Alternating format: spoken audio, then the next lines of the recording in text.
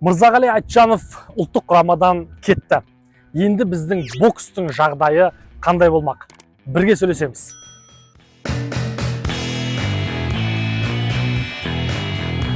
Мырзағали Құланұлы Айтжанов 1970 жылы дүниеге келген КСР чемпионы, жастар арасында Еуропа чемпионы. 1996 жылдан бастап бапкерлік қызметке келеді және 2000 жылдан бастап Оңтүстік Қазақстан облысының аға жаттықтырушысы, яғни бас бапкері қызметіне тағайындалады. 2009 жылға дейін осы қызметті атқарып жүріп, Қазақстан спартакиадасының 2 дүркін чемпионы болады. Одан кейін Одан кейін 2009 жылдан бастап 2018 жылға дейінгі аралықта Қазақстан Республикасының бокс федерациясының бас бапкер қызметін атқарады.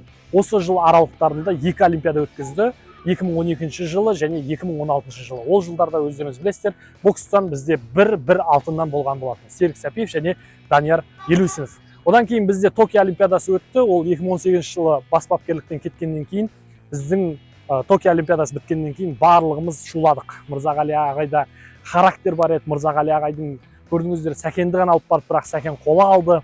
Сәкеннің тіпті қоласы алтынға татиды. Ол жартылай финалда жеңілмеді деп бәріміз ақтап алған болатынбыз. Мырзағали Айтжановты бәріміз өте қатты мақтадық. Сонымен Мырзағали Айтжанов қайтадан 2021 жылы бас бапкер болып тағайындалған болатын. Ал содан бері міне уақыт өтті. Париж олимпиадасы келді 3 жылдан кейін. Бұл жерде нәтиже көрсете алмай қалған едік. Бәріміз қайтадан сол баяғы әдетімізге бастық. Мырзағали Айтжановтың кезіндегі еңбектерінің бәрін бағалаймыз, құрметтейміз.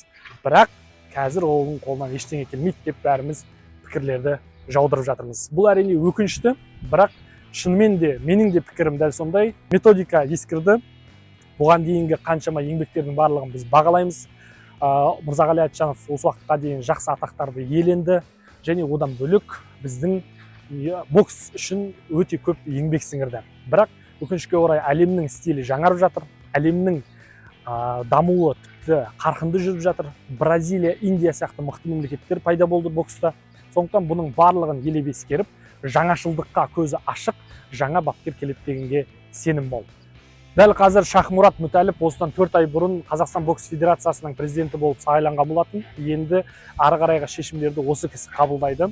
Қазір вице-президент, яғни өзінің ең сенімді адамнан бастап, ары қарай 10 жаттықтырушыны кеңесшілермен қосып жұмыстан босатты. Енді ары қарай ол кісілер тек қана бапкер ретінде қызмет атқарады. Ал бұл құрамаға, яғни бокс федерациясының ұлттық құрамамызға жаңадан мамандар тағайындалатын болады. Ол жерде физикалық жұмысына қарайтын психолог бар, одан кейін кеңесшілер бар, вице-президент бар, осының барлығы жаңадан жасақталады. Осы жаңалық шыққаннан кейін бірден халықтың барлығы да Мұхит Амантайды, Бақыт Сәрсекбаевты және Тұрсынғали Еділовті қайтадан бас бапкер қызметтеріне тағайындайық деген болатын. Бірақ бұл жерде Мұхит ағайды біз білмейміз, әлі қандай жұмыс көрсете алатындығын. Екінші, Бақыт Сәрсекбаев жаңашылдыққа көзқарасы қандай екенін білмейміз. Ол өзі кезінде мықты бокстасқан, бірақ қазір қаншалықты деңгейде мықты жаттықтырушы бола алатынын білмейміз. Бірақ енді бұның барлығын Шахмұрат Мүтәліп мырза жақсы шешімдерді шығарады деген ойдамыз.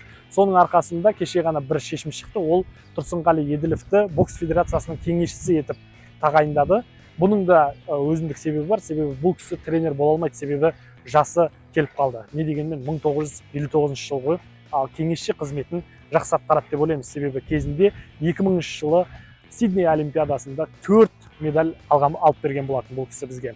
2-і алтын, 2-і күміс. Сондықтан осындай жетістіктер қайтадан қайталансын. Лос-Анджелесте Құдай қаласа біз Қазақстан ұлттық құрама ретінде, ерлер құрамасы ретінде де әйелдер құрамасымен бірлесе отырып та бокстан бірінші орынға шығайық.